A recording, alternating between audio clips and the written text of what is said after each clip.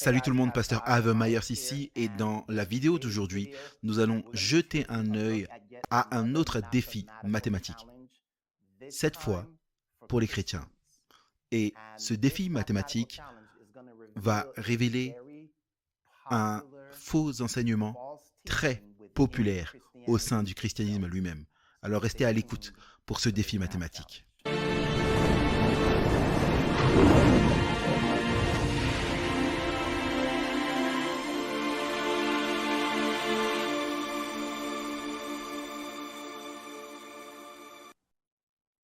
Très bien, on va rentrer directement dedans. On va commencer avec notre défi mathématique dans le livre de Matthieu au chapitre 1. Dans Matthieu chapitre 1, nous avons la généalogie de Christ. Et dans cette généalogie, nous allons nous concentrer sur le nombre de générations d'Abraham jusqu'à Jésus. Donc Matthieu chapitre 1, verset 17 nous dit que depuis Abraham jusqu'à David, il y a eu 14 générations. De David à Babylone, la captivité babylonienne, il a eu 14 générations. Puis, de la captivité babylonienne à Jésus, il y a 14 générations. Donc, 14 plus 14 plus 14 égale 42 générations. OK? S'il vous plaît, écrivez cela. 42 générations. Maintenant, d'Abraham à Jésus, il y a une période de temps estimée de 2000 ans. Ce n'est qu'un terme général. Donc, si nous devions prendre ces 2000 ans et diviser ces 2000 ans par 42 générations, autrement dit, c'est la période de temps entre Abraham et Jésus, c'est 2000 ans, mais c'est aussi 42 générations. Si on prenait 2000 et on divisait ça par 42 générations, on arriverait à 47 ans dans chaque génération. Ok? Donc 47 ans fois 42 générations vous donneront environ 2000 ans. Ok, donc c'est un calcul simple. Maintenant, nous voulons nous concentrer sur cette première série de 14 parce que nous allons regarder quelque chose que Dieu a fait dans la première série de 14. En d'autres termes, les 14 générations d'Abraham à David. Il y avait un homme du nom de Moïse qui vient quelque part au milieu ou vers le début de ces 14 générations. Donc 400 ans après Abraham, Moïse entre en scène. Et vous vous souviendrez que Dieu déclare les 10 commandements depuis le mont Sinaï pendant la vie de Moïse. Remarquez avec moi Exode chapitre 20, le verset 1. Concernant les 10 commandements, la Bible dit « Et Dieu, alors Dieu prononça toutes ces paroles en disant ». Maintenant, j'aimerais que vous puissiez remarquer, j'ai la concordance Strong ici en hébreu avec les numéros et juste après le mot « parole ». Et le mot hébreu pour ça, c'est le mot « dabar ». Et ce que ça signifie, c'est simplement « parole ». Donc, Dieu déclara ses paroles dabar, puis il commence à lister les 10 commandements. Les 10 commandements sont en fait connus sous le nom des 10 paroles, les 10 dabar. Donc, gardez cela à l'esprit, parce que cela va être crucial pour notre équation mathématique, notre problème mathématique.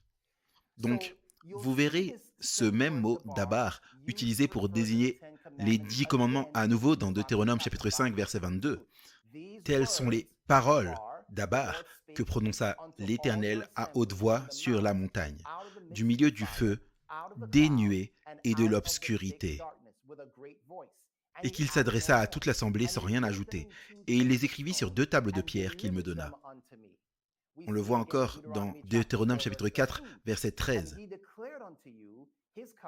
Il publia son alliance qu'il vous ordonna d'observer, les 10 commandements. Et maintenant, le mot dabar est traduit par commandement.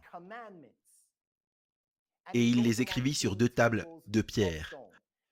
Donc, ces 10 dabar sont les 10 commandements.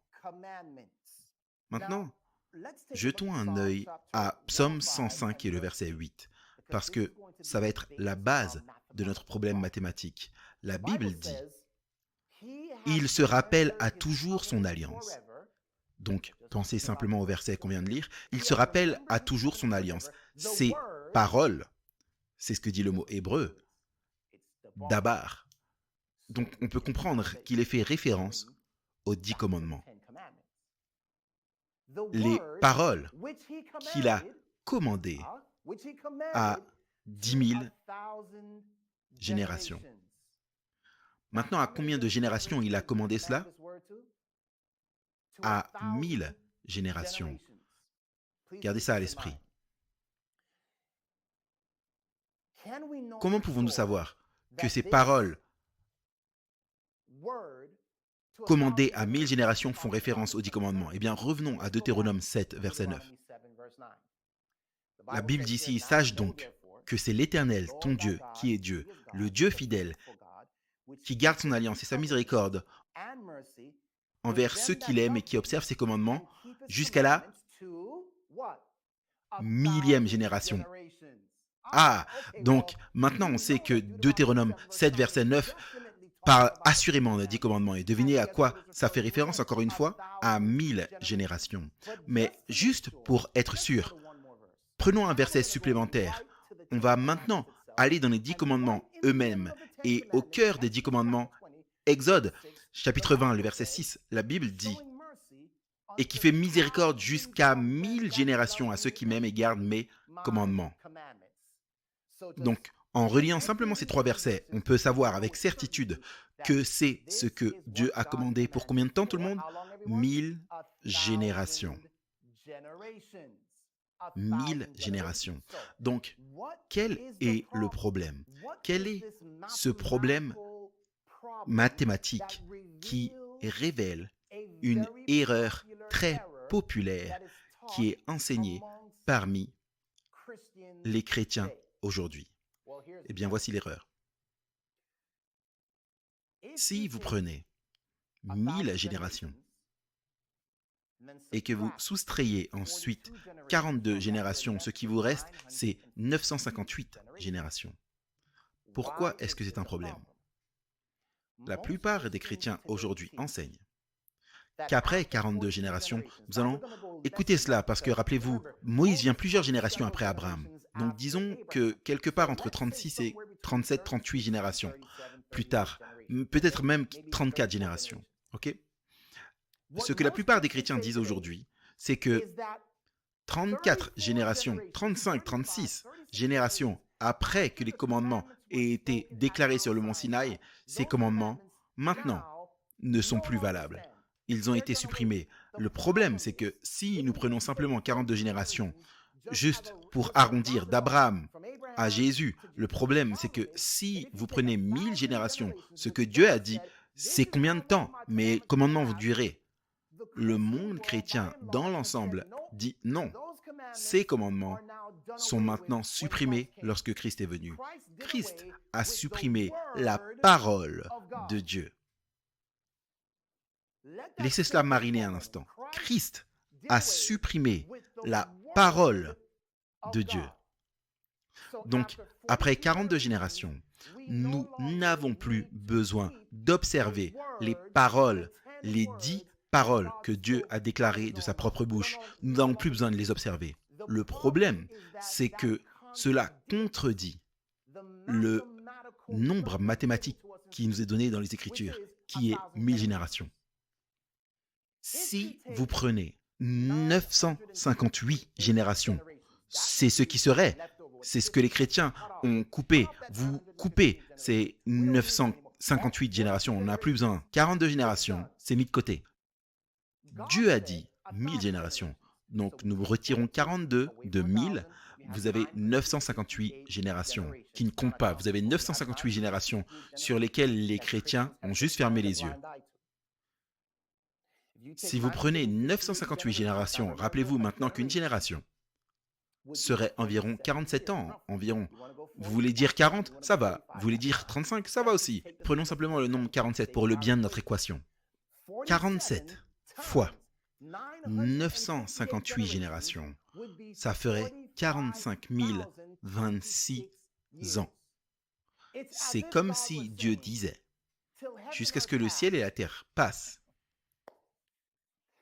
c'est comme si Dieu disait, mes commandements devraient être observés pour toujours. Et en fait, laissez-moi revenir, c'est exactement ce que le psaume 105, verset 8 nous dit. Je reviens. Le psaume 105, verset 8, il s'est souvenu de son alliance pour toujours. Le mot dabar, ce qu'il a commandé à 1000 générations. 45 000. Est-ce que le monde va exister pendant 45 000 ans après la mort de Christ? Ça fait déjà 2000 ans que ça existe. Est-ce que ça va continuer pour 43 000 ans de plus? On ne sait pas. Mais si c'était le cas, ce texte nous dit, tant que la terre existera, mes commandements perdureront. Donc, nous avons maintenant un problème mathématique, parce que la plupart des chrétiens disent 42, mais la parole de Dieu dit 1000. Maintenant, nous allons aller dans le Nouveau Testament, et je vais vous montrer quelque chose, simplement pour vous aider à voir la nature de ce problème mathématique, cette bombe mathématique qui révèle cette erreur, selon laquelle la loi de Dieu, les 10 commandements, les 10 dabars prononcés par la propre bouche de Dieu ne sont plus pertinents. Dans Hébreux chapitre 12, verset 19, c'est le Nouveau Testament. La Bible nous dit, et le son de la trompette. Donc il est parlé des événements qui se sont produits lorsque Dieu a déclaré les 10 commandements. C'est un récapitulatif, et voici ce qui est dit. Et le son de la trompette et le bruit des paroles. Le mot grec ici pour le mot parole, c'est rima. J'ai besoin que vous puissiez garder ça à l'esprit. Que ceux qui l'entendirent demandèrent qu'il ne leur fût plus adressé aucune parole. Et le mot grec pour ce mot parole, c'est logos ici. Ne leur soit plus adressé.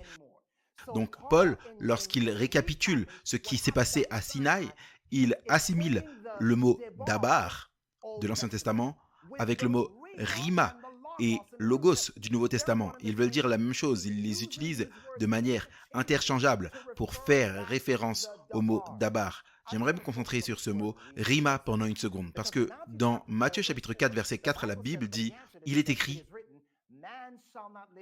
l'homme ne vivra pas de pain seulement, mais de toute parole, de toute rima qui sort de la bouche de Dieu. Maintenant, laissez-moi vous poser une question. Est-ce que ce verset inclut les 10 dabars qui sont sortis de la bouche de Dieu au mont Sinaï? L'une des seules fois où Dieu a parlé à ce monde dans son ensemble, où Dieu a parlé à une masse de personnes. Oui, Dieu a parlé à travers les prophètes, individuellement, mais Dieu descend sur cette planète et ouvre sa bouche pour parler, et l'événement est relaté dans le livre de l'Exode et relaté dans le livre d'Hébreux comme un événement si majeur que, et les mots utilisés, rima, logos dans l'Ancien Testament, dabar, lorsque Jésus dit que l'homme vivra de toute parole qui sort de la bouche de Dieu. Ne pensez-vous pas que ce serait comme si le diable disait oui, mais pas ces paroles-là? Ne pensez-vous pas que c'est comme si le diable prenait la seule fois où les paroles qui sont sorties de la bouche de Dieu vers l'humanité, une masse de personnes, les prenait et disait oui, mais vous n'avez pas besoin d'observer ces paroles. Vous voyez, il y a cet argument qui traîne selon lequel dans le Nouveau Testament ne parle pas vraiment des commandements. Nous ne trouvons pas le mot commandement dans l'hébreu ou dans le grec, mais si vous revenez à l'Ancien Testament et regardez au mot utilisé, c'est le mot dabar, qui est dans le Nouveau Testament logos et rima. Et maintenant, il y a un énorme problème.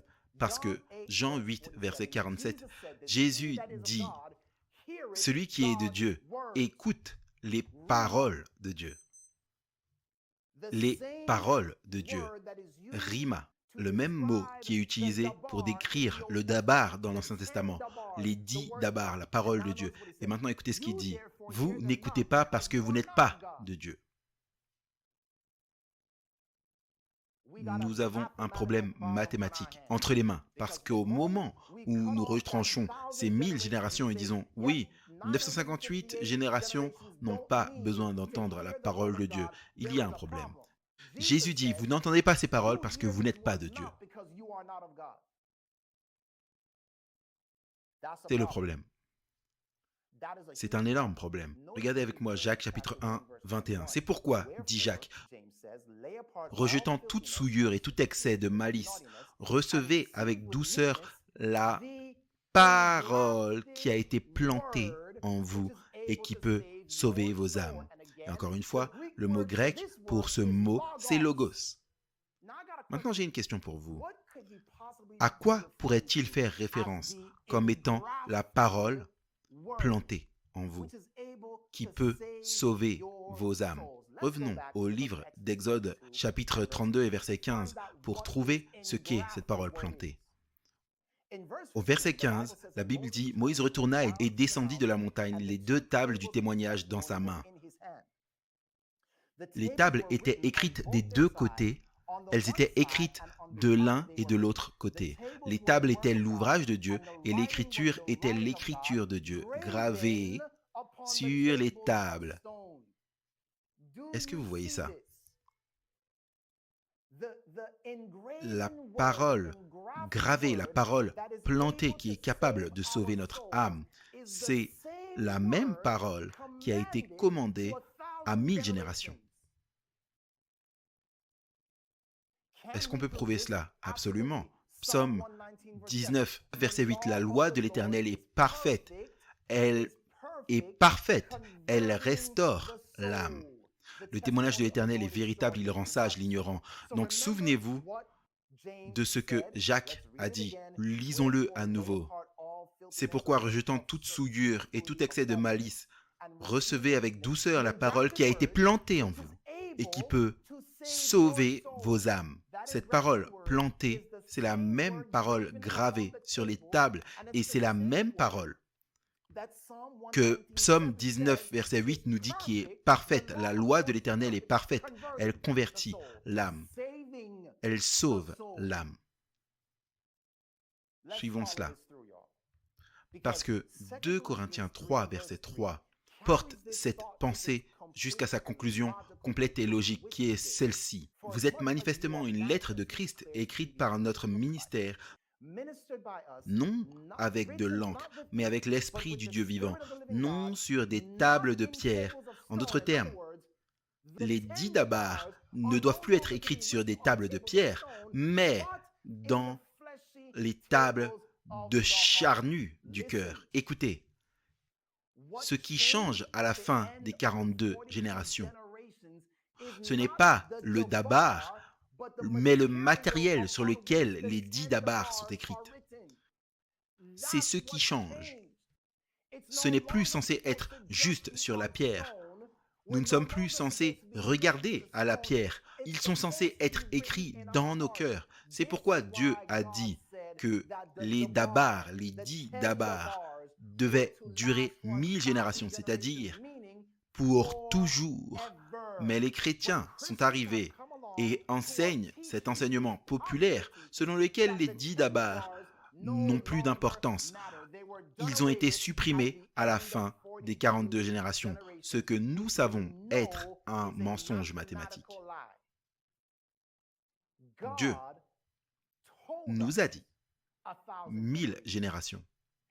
Et nous comprenons maintenant que ce qui a changé à la fin des 42 générations, c'est simplement le matériel. Continuons d'avancer. J'ai besoin que vous puissiez comprendre ça. J'ai besoin que vous puissiez voir ça, parce que Hébreux chapitre 10, verset 1 nous dit En effet, la loi, qui possède une ombre des biens à venir et non l'exacte représentation des choses, ne peut jamais, par les mêmes sacrifices qu'on offre perpétuellement chaque année, amener les assistants à la perfection. Écoutez-vous tous, écoutez-vous tous, de la science spatiale. Ce n'est pas des mathématiques difficiles, c'est très simple. Les 10 commandements ne contiennent aucun sacrifice.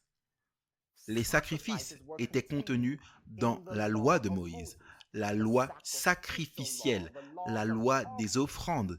Et ces lois ne pouvaient rien rendre parfait. Ces lois en elles-mêmes n'étaient pas parfaites, mais la loi de l'Éternel, Psaume 19, on vient de le lire, elle est parfaite, elle convertit l'âme. Cette loi, la loi qui décrivait les sacrifices et les offrandes, c'est la loi qui a été accomplie à la fin des 42 générations. Est-ce que vous comprenez? Est-ce que vous me suivez? C'est des mathématiques simples. C'est ça qui a été accompli. Mais les 10 Dabar sont transférés de l'ancienne alliance, depuis les tables de pierre, jusqu'à la nouvelle alliance, sur les tables du cœur. C'est toujours les mêmes 10 Dabar. Maintenant, j'ai besoin que vous puissiez suivre cela. Parce que nous parlons de la signification de la parole déclarée de Dieu. La parole de Dieu. Est-ce que vous réalisez qu'il n'y a que 2 fois dans toute l'histoire humaine où la parole de Dieu a interagi avec le monde à grande échelle? Voici les 2 fois. Le psaume 105, verset 8. Il se rappelle à toujours son alliance. Ces paroles d'Abar durent pour 1000 générations. C'était où? Au mont Sinaï. Où est l'autre endroit où la parole a eu une interaction majeure avec le monde? Psaume 33, verset 6. Les cieux ont été faits par la parole d'Abar. Le même mot hébreu, le même numéro. Par la parole de l'Éternel, les cieux ont été faits et toute leur armée par le souffle de sa bouche.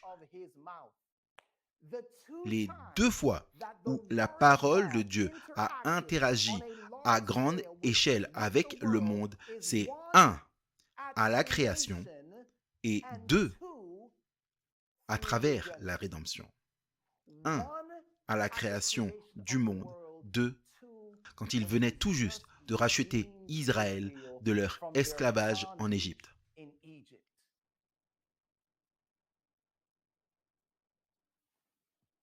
Ce même mot, Dabar, qui a créé les cieux et la terre, se trouve dans Jean chapitre 1 et est décrit comme le Logos.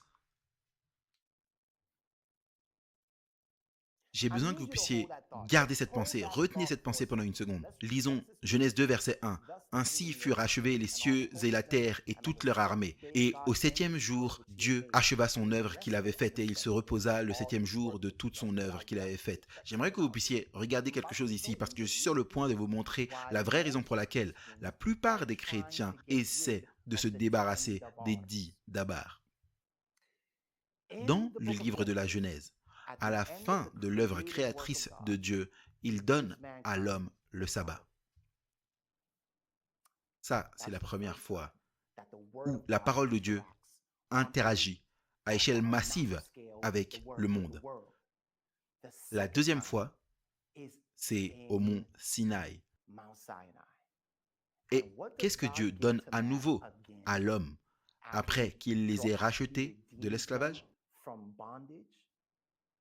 Deutéronome 5, 15. Tu te souviendras que tu as été esclave au pays d'Égypte et que l'Éternel ton Dieu t'en a fait sortir à main forte et à bras étendus. C'est pourquoi l'Éternel ton Dieu t'a ordonné d'observer le jour du repos. J'aimerais que vous puissiez comprendre ça.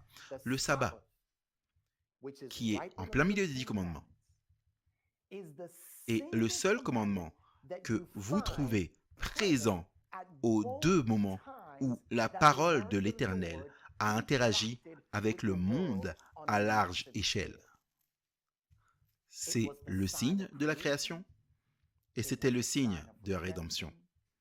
Et voici, aujourd'hui, de nombreux chrétiens, afin de pouvoir s'échapper du fait d'observer ce commandement, ont mis de côté la loi totalement.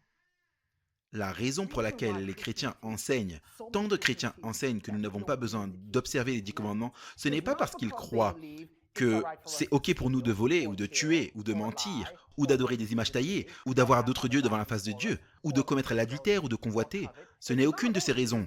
Ils ne diront jamais oui, c'est OK de faire ça. Mais le seul commandement qu'ils estiment que nous n'avons plus besoin d'observer et que nous ne voulons pas observer, ils ont décidé simplement qu'ils allaient enseigner que tous les commandements, les 10 commandements, nous ne sommes plus sous la loi, ne réalisant pas que ce qu'ils enseignent est en contradiction directe avec le fait que Dieu ait dit « Ils dureront 1000 générations ». J'ai besoin que vous puissiez comprendre ça. J'ai besoin que vous puissiez comprendre cela. Donc, regardez ça. Nous avons un peu plus à partager ici. J'aimerais que vous puissiez voir que dans Exode chapitre 34, verset 28, la Bible dit ici, « Moïse fut là avec l'Éternel 40 jours et 40 nuits.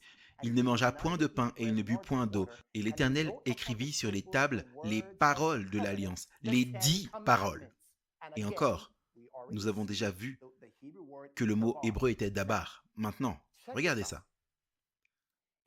Dans la Septante, qui est la version grecque de l'Ancien Testament, ce verset même est traduit. J'aimerais que vous puissiez remarquer le mot qu'ils ont utilisé pour traduire le mot commandement. Au lieu de dabar, qui serait hébreu, ils utilisent le grec. Devinez le mot qu'ils utilisent. Vous le voyez là à l'écran. C'est le mot logos. C'est le mot logos. Le logos. La parole. C'est ainsi que les 10 commandements sont décrits. Et pourquoi est-ce que c'est important? Parce que dans Jean 1,14, la Bible utilise ce même mot pour décrire Christ. Et la parole, le logos, a été faite chair et a habité parmi nous. S'il vous plaît, comprenez ça. Nous savons que c'était la parole, Jésus, qui était là à la création. Et lorsque ces paroles ont été déclarées, c'était Jésus. Il est l'incarnation de la puissance. C'est ce même logos, ce même dabar, ce même rima qui incarne les 10 commandements. Donc, si je peux le dire de cette façon, rejeter les 10 commandements, c'est la même chose que rejeter le logos. Il est le logos. Il est la loi. Comment est-ce qu'on le sait? Parce que la Bible dit que la loi est amour. La Bible dit aussi que Dieu est amour. Donc, affirmer, aimer Dieu et cependant rejeter la loi, c'est la folie. Voilà pourquoi 1 Jean 2, 3 nous dit « Et par cela, nous savons que nous l'avons connu, si nous observons, si nous gardons ses commandements. Celui qui dit « Je le connais » et ne garde pas ses commandements est un menteur et la vérité n'est point en lui. Mais regardez ça. Mais celui qui garde sa parole, et c'est quoi le mot grec ici? Logos. Mais celui qui garde son logos, son dabar, si vous voulez, dans l'Ancien Testament, l'amour de Dieu est véritablement parfait en lui. Par là, nous savons que nous sommes en lui. Est-ce que vous voyez ça? Rejeter les commandements de Dieu et cependant affirmer, revendiquer Christ, c'est une hypocrisie absolue. Parce que les commandements sont le logos.